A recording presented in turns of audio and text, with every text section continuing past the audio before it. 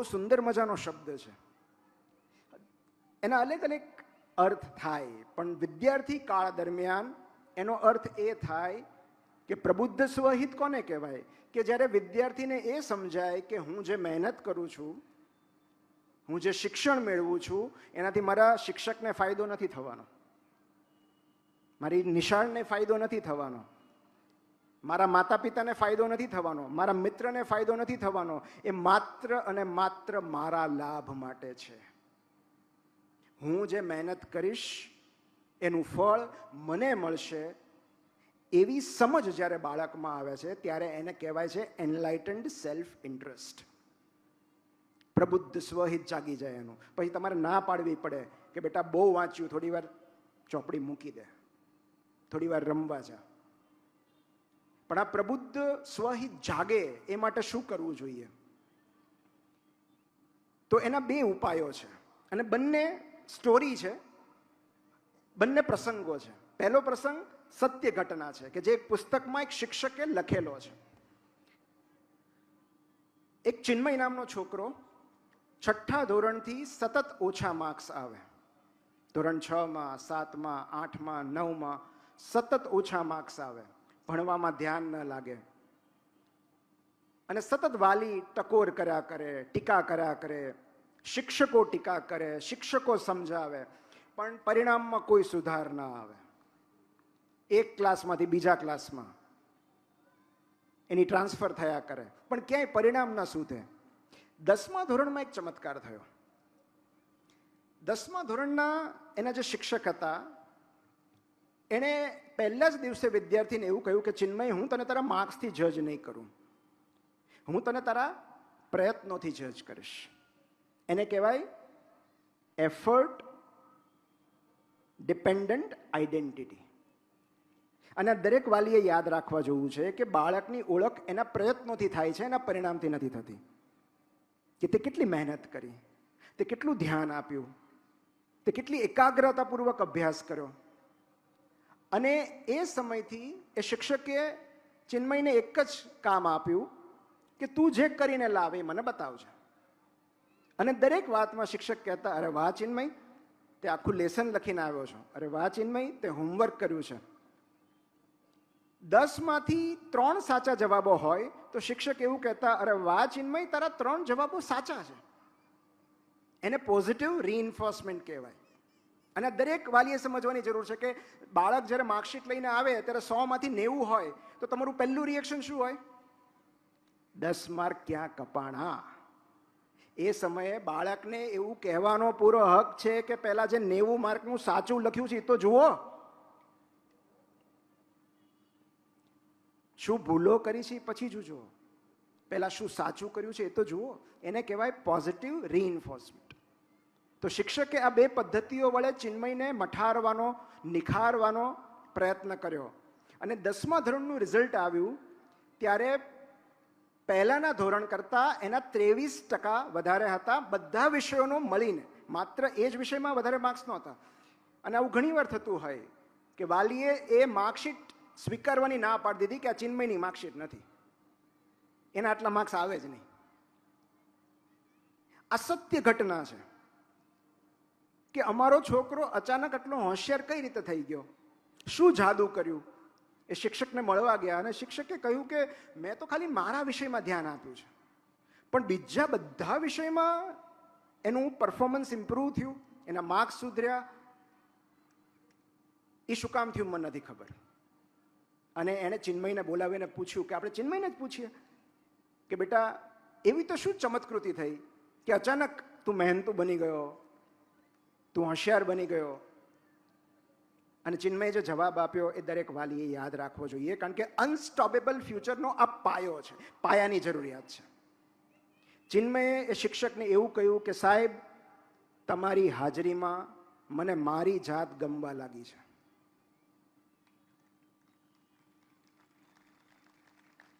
તમારી હાજરીમાં મને મારી જાત ગમવા લાગી છે. જ્યારે એક બાળકની સેલ્ફ ઇમેજ સુધરે છે ત્યારે ચમત્કારો થાય છે. એ પોતાને કઈ રીતે જુએ છે, એ પોતાને શિયાળ ગણે છે કે સિંહ, એના પરથી એનું ભવિષ્ય નક્કી થાય છે. અને એટલે જ આ વાલીઓને મારે ખાસ કહેવાનું છે, એક બહુ સાદું સૂત્ર છે, બહુ સાદો નિયમ છે કે જે આપણા માટે સહેલું હશે એ વિદ્યાર્થી માટે અઘરું હશે, અને જે આપણા માટે અઘરું હશે એ એના માટે સહેલું હશે. આપણા હાથમાં મોબાઈલ લઈને આપણે એને એમ કહીએ કે ભણવા બેસ, એ આપણા માટે સહેલું છે, એના માટે અઘરું છે. આપણે આપણો મોબાઈલ મૂકીને એની સાથે બેસીએ, એની બાજુમાં બેસીએ, એ આપણા માટે અઘરું છે, એના માટે સહેલું છે. અને એટલે જ દરેક વાલીને આ એક રિમાઇન્ડર છે કે ભોગ આપ્યા વગર ભાગ્ય નથી ખુલતું. જો બાળકને ઉજ્જવળ ભવિષ્ય આપવું હશે તો ભોગ આપવો પડશે. There is no shortcut. અને આ સમયમાં 3 વસ્તુનો ભોગ આપવાનો છે: સમયનો ભોગ, સ્ક્રીનનો ભોગ અને સત્તાનો ભોગ. સત્તા એટલે બાળક ઉપરની સત્તા, કે હું કહું છું એ જ સાચું એવો આગ્રહ છોડવો પડશે. કારણ કે માત્ર ઉજ્જવળ ભવિષ્ય માટે નિશાળ પર નિર્ભર ન રહી શકાય. કેળવણી એ માત્ર નિશાળની જવાબદારી નથી. એ તો નિશાળમાં ફક્ત 6 થી 8 કલાક હોય છે. બાળકનો ઉછેર આઉટસોર્સ ન કરી શકાય. કેટલાક વાલીઓને એવી ગેરમાન્યતા હોય છે કે શિક્ષણની ફીસ આપી દીધી એટલે બાળકનું પરિણામ નક્કી થઈ ગયું.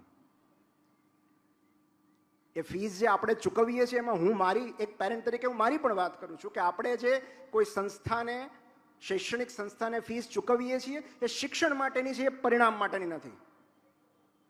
કારણ કે પરિણામ બીજા ઘણા બધા પરિબળો પર આધારિત હોય છે, અને એમાં સૌથી મહત્વનું પરિબળ છે જેના વગર કોઈ બાળક આગળ નથી આવી શકતું, એ છે ઘરનું વાતાવરણ.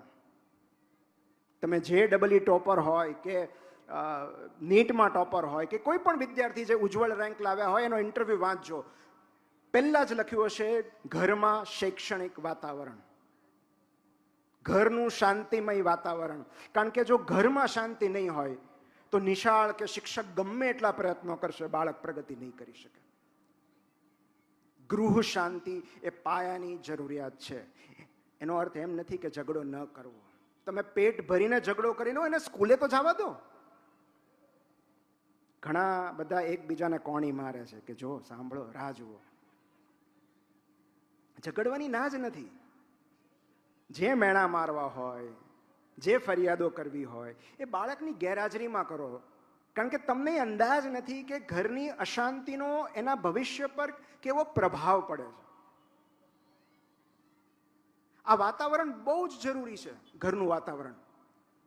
કારણ કે મોટે ભાગે એવું બનતું હોય છે કે ઘરનું જે વાતાવરણ હોય એની અસર નિશાળમાં થતી હોય છે, અને નિશાળનું ફ્રસ્ટ્રેશન ઘરમાં ઠાલવવાતું હોય છે. અને એટલે જ જે વિશાલભાઈએ પ્રશ્ન પૂછ્યો કે તું શું ભણ્યો, તે કઈ પ્રવૃત્તિમાં ભાગ લીધો, એ પ્રશ્ન બરાબર છે, પણ મારે હજી એનાથી એ પાયાનો પ્રશ્ન પૂછવો છે. How was your day? તારો દિવસ કેવો રહ્યો બેટા? આવું જ્યારે આપણે પૂછીએ છીએ ત્યારે આપણે એની સાથે ઇમોશનલી કનેક્ટ થઈએ છીએ. અને અનસ્ટોપેબલ ફ્યુચર માટે પાયાની જરૂરિયાત છે ઇમોશનલ સેફટી. ન્યુરોસાયન્સ એવું કહે છે કે જે બાળકનું નર્વસ સિસ્ટમ રેગ્યુલેટેડ હોય છે, એટલે કે શાંત હોય છે, એ પ્રગતિ કરી શકે છે. ભયના વાતાવરણમાં, અસલામતીના વાતાવરણમાં, ચિંતામાં, ઘોંઘાટમાં બાળક માર્ક્સ લાવશે, ભવિષ્ય ઉજ્જવળ નહીં થાય. એટલે ઘરનું વાતાવરણ કોઈ પણ રીતે શાંતિમય બનાવવું એ દરેક વાલીની પહેલી જવાબદારી છે. આ પહેલી વાત, ઇમોશનલ સેફટી. આના પાયા સિવાય, આ પાયો છે, આના પાયા સિવાય તમે ગમે એટલી ઇમારત ઊંચી કરશો ગમે ત્યારે પડી જશે, જો ઇમોશનલ સેફટી, ઇમોશનલ સિક્યોરિટી નહીં હોય. અને બીજી મહત્વની બાબત જે અત્યારે મોટાભાગના વાલીઓ ચૂકી જાય છે, એક ઝેન સ્ટોરી છે કે એક પિતા, ચિંતિત પિતા એક ગુરુ પાસે ગયા, ઝેન ગુરુ પાસે, એ પ્રશ્ન લઈને કે મારું બાળક આટલું નિર્બળ કેમ છે, કેમ પ્રગતિ નથી કરતું? મેં એને તમામ સુખ સગવડો આપી છે, સારામાં સારું શિક્ષણ આપ્યું છે, સારામાં સારી સુવિધાઓ આપી છે, સાંત્વના આપી છે, સહારો આપ્યો છે, તોય કેમ એ નિર્બળ રહે છે? અને ત્યારે ઝેન ગુરુએ એક સામો પ્રશ્ન પૂછ્યો, તમે એને પ્રતિકૂળતાઓ આપી છે? તમે એને સંઘર્ષ આપ્યો છે, તમે એને શ્રમ આપ્યો છે, એટલે તમારું બાળક નિર્બળ છે. કારણ કે દરેક વાલી એવું જ ઈચ્છે છે કે જે મને નથી મળ્યું એ મારા સંતાનને મળે, અને એમાં હું મારી જાતને બાકાત નથી રાખતો કે જે આપણને ન મળ્યું હોય એ આપણા સંતાનને મળવું જોઈએ. જે સુખ, સુવિધા, સન્માન આપણને નથી મળ્યું એ બધું એને મળવું જોઈએ. એટલે આપણે અત્યારથી એને પ્રોવાઈડ કરતા જઈએ છીએ. પણ ત્યારે એક ભયંકર વાસ્તવિકતા આપણે ભૂલી જઈએ છીએ કે એક એવી વસ્તુ છે જે આપણને નથી મળી પણ એને મળશે, અને એ છે નિર્બળતા. કારણ કે મનુષ્યની મહાનતા એના સંઘર્ષોમાં રહેલી છે, એની સુવિધાઓમાં નહીં. તમે કોઈને સુવિધાયુક્ત જીવન આપો એનાથી મહાનતા નથી થતી. એના સંઘર્ષો એને મહાન બનાવે છે. એની તકલીફો, એની સમસ્યાઓ, એના ડિસ્કમ્ફર્ટ એનું ઘડતર કરે છે. આ જે મેન્ટલ ચેલેન્જીસ છે એ ઘડતર માટે જરૂરી છે. બાળકના સર્વાંગી વિકાસ માટે તકલીફો પણ જરૂરી છે, પીડા પણ જરૂરી છે. અને એટલે જ એને કહેવાય છે મેનેજેબલ ડિફિકલ્ટીઝ ઓર સેફ સ્ટ્રગલ્સ. સેફ સ્ટ્રગલ્સ કોને કહેવાય? સુરક્ષિત સંઘર્ષો કે જે બાળકને નુકસાન નથી કરવાના પણ એનું ઓવરઓલ વ્યક્તિત્વ વિકાસ કરશે, એનું ઘડતર કરશે. અને જો એ આ પ્રતિકૂળતાઓને એક્સપોઝ થશે તો એનામાં પ્રબુદ્ધ સ્વહિત જાગશે. અને 4 R હું તમને આપું છું. આ 4 R અનસ્ટોપેબલ ફ્યુચરનો પાયો છે. જો બાળકને ઉજ્જવળ ભવિષ્ય તરફ લઈ જવું હશે, એનું સારું ઈચ્છવું હશે, ભલું ઈચ્છવું હશે, તો નિશાળ જે આપે છે એ ઉપરાંત આપણે 4 R આપવા પડશે. અને એમાં પહેલો R છે રૂલ્સ. નિયમો વગરનું જીવન દિશા વગરના વહાણ જેવું હોય છે. એ ફરતું રહે છે અને ગમે ત્યારે ડૂબી જાય છે. જે માણસના જીવનમાં કોઈ નિયમો જ નથી એના ભવિષ્યની મને ચિંતા થશે. અને જ્યારે હું નિયમોની વાત કરું છું ત્યારે નિયમો સંયુક્ત હોવા જોઈએ, ખાલી બાળક માટે એકલાના નહીં. એણે 10 વાગે સૂઈ જવાનું પણ હું 12 વાગ્યા સુધી જાગીશ, જે વિશાલભાઈ વાત કરી કે કોઈ પણ ઘરમાં ખાલી બાળક માટે નિયમ અલગ ન હોય, એ ફેમિલી રૂલ્સ હોવા જોઈએ. તો રૂલ્સ જે છે એ તમને રૂલર બનાવે છે. જો તમારામાં ડિસિપ્લિનનો અભાવ છે તો ભવિષ્યની શક્યતાઓ, ઉજ્જવળ ભવિષ્યની શક્યતાઓ ધીમે ધીમે ઘટતી જાય છે. તમે મને એક એવો ગુણધર્મ પૂછો કે જે બાળકનું ભવિષ્ય શોર્ટ ઉજ્જવળ બનાવે, તો એની વાત હું તમને કરું છું કે જેમણે સ્ટેનફોર્ડ યુનિવર્સિટીની વાત કરી, એ જ સ્ટેનફોર્ડ યુનિવર્સિટીમાં એક અદ્ભુત પ્રયોગ થયો કે કયા બાળકોનું ભવિષ્ય ઉજ્જવળ બને છે. એવા કયા ગુણધર્મો છે કે જેનાથી બાળકો સફળ થાય છે. એવું તો શું છે બાળકોમાં? તો એની માટે વોલ્ટર માઇકલ નામના એક સંશોધકે, આમ સાયકોલોજીસ્ટ હતા, એક સરસ મજાનો પ્રયોગ કર્યો 1960-70માં સ્ટેનફોર્ડ યુનિવર્સિટીમાં. એમણે 100-200 જેટલા બાળકોને એકત્રિત કર્યા, અલગ અલગ રૂમમાં વારાફરતી રાખ્યા અને એમની સામે એક કેન્ડી મૂકી. એને માર્શમેલો એક્સપેરિમેન્ટ કહેવાય છે. માર્શમેલો તમને ખબર હોય તો એક શુગરની બનાવટ આવે છે, ચોકલેટ જેવું, કેન્ડી જેવું. એને માર્શમેલો એક્સપેરિમેન્ટ કહેવાય છે આ પ્રયોગને. એટલું બધું મીઠું હોય, ગળ્યું હોય કે બાળક રેઝિસ્ટ ન કરી શકે, એમને બહુ ભાવે. આપણે ભારતીય પ્રમાણે તમે ચોકલેટ, કેન્ડી જે ભાવતું હોય, કે બાળકની સામે એક માર્શમેલો કેન્ડી રાખવામાં આવી અને એને કહેવામાં આવ્યું કે તારી પાસે 2 વિકલ્પ છે. આ વાત માત્ર બાળકો માટે નથી, આ વાલીઓને પણ એટલી જ લાગુ પડે છે કે તારી પાસે 2 વિકલ્પ છે. કાં તો તારે અત્યારે ખાઈ લેવી હોય તો તું અત્યારે કેન્ડી ખાઈ લે, બરાબર? This is one option. પણ અત્યારે ખાવી હશે તો એક જ મળશે. બીજું ઓપ્શન એ છે કે હું અત્યારે રૂમની બહાર જાઉં છું, હું થોડી વારમાં પાછો આવીશ, ત્યાં સુધીમાં જો તે આ કેન્ડી નહીં ખાધી હોય તો તને 2 મળશે. શું 2 વિકલ્પો હતા બાળક પાસે? કાં તો સામે પડેલી કેન્ડી તરત ખાઈ લો, અને કાં તો પેલો જે ઇન્વેસ્ટિગેટર છે, સંશોધક છે, આવે ત્યાં સુધી રાહ જુઓ. તમે શું કર્યું હોત?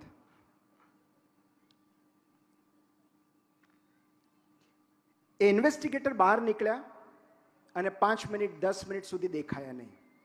પહેલું જે ગ્રુપ હતું, જે બાળકો બિલકુલ એ પ્રલોભન રોકી ન શક્યા, એમણે તાત્કાલિક, હજી તો બહાર નહોતા નીકળ્યા પહેલા લઈ લીધી કે કાલ કોણે જોઈ છે, પછી આપે ન આપે, એ આવે ન આવે, આ સામે પડી છે લઈ લો. કેટલાક બાળકોએ તરત ખાઈ લીધી. ગ્રુપ બીમાં જે વિદ્યાર્થીઓ હતા, જે બાળકો હતા, એમણે 5 મિનિટ કંટ્રોલ કર્યો, સંયમ રાખ્યો કે નાના રાહ જોઈએ. 10 મિનિટ પછી 11મી મિનિટે એમ થયું કે આટલું સરસ સામે પડ્યું છે અને થોડી ના પડાય. 10 મિનિટ સુધી સેલ્ફ કંટ્રોલ રાખીને પછી ફાઇનલી એક કેન્ડી ખાઈ લીધી. પણ ગ્રુપ સી ના જે બાળકો હતા, એમણે મક્કમ મનોબળ સાથે નિર્ધાર કર્યો કે ગમે થાય હું આને હાથ નહીં અડાડું, કારણ કે 2 મળવાની છે, હવે તો 2 જ ખાવી છે. 15 મિનિટ પછી એ ઇન્વેસ્ટિગેટર આવ્યા અને એમણે એમના વચન પ્રમાણે 2 કેન્ડી આપી. પ્રયોગ ત્યાં પૂરો નથી થતો, કારણ કે એ પ્રયોગ 40 વર્ષ સુધી ચાલ્યો. આ ગ્રુપ એ, ગ્રુપ બી, ગ્રુપ સી ના જે 3 બાળકો હતા કેટેગરીના, એમને સંશોધકોએ 40 વર્ષ સુધી ફોલો કર્યા. અને એમાં એમણે એ જોયું કે જે ગ્રુપ સી વાળા હતા, જેણે 2 કેન્ડી ખાધી હતી, એમના શૈક્ષણિક કરિયર વધુ ઉજ્જવળ હતા, એમની લાઈફસ્ટાઈલ વધુ સારી હતી, એમનામાં વ્યસનનું પ્રમાણ ઓછું હતું, એમના સંબંધો વધુ સારા હતા, સ્ટેબલ હતા, એમનો દરજ્જો સમાજમાં વધુ ઊંચો હતો. અને એ ઉપરથી તેમણે એક તારણ કાઢ્યું કે જો આ એક ગુણધર્મ હોય તો બાળક કોઈ પણ ક્ષેત્રમાં પોતાનું ભવિષ્ય ઉજ્જવળ કરી શકે છે. જે આજના યુગમાં જેની ખાસ જરૂર છે એ ગુણધર્મ છે ડિલેડ ગ્રેટિફિકેશન. તમે તમારા આનંદને કેટલો પાછો ઠેલવી શકો છો. જે ઇન્સ્ટાગ્રામની એમણે વાત કરી ને, ઇન્સ્ટન્ટ ગ્રેટિફિકેશનનો યુગ છે આ, તાત્કાલિક જોઈએ છે. અને માટે 6 મહિના, 12 મહિના, 1.5 વર્ષ મહેનત કરીને જે ફળ મીઠું લાગે એ ફળ ભૂલાતું જાય છે, જે છે ડિલેડ ગ્રેટિફિકેશન. તમે રાહ જુઓ, અત્યારે એક ન ખાઈ લો, કદાચ કાલે મળે, કદાચ 6 મહિના, વર્ષ, 2 વર્ષ, 5 વર્ષ પછી, કેટલાકને 10-10 વર્ષે મળે છે, પણ મળે છે ત્યારે 2 નહીં 20 આપે છે. ધ ઓનલી ક્વેશ્ચન ઇઝ તમે સંયમ રાખવા તૈયાર છો કે નહીં, તમે સેલ્ફ કંટ્રોલ રાખવા તૈયાર છો કે નહીં.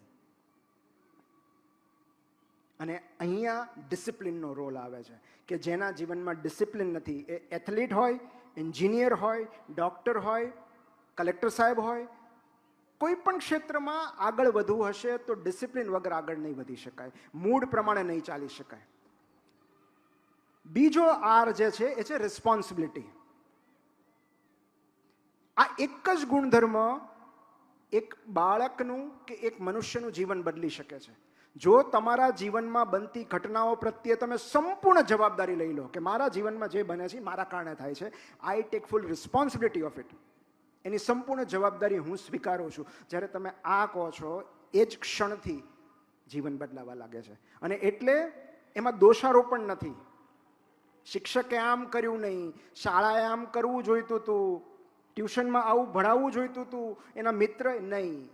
એની સંપૂર્ણ રિસ્પોન્સિબિલિટી વાલી અને બાળકની છે, જે કંઈ બને છે. કારણ કે જે ક્ષણે તમે તમારી ભૂલની જવાબદારી સ્વીકારો છો,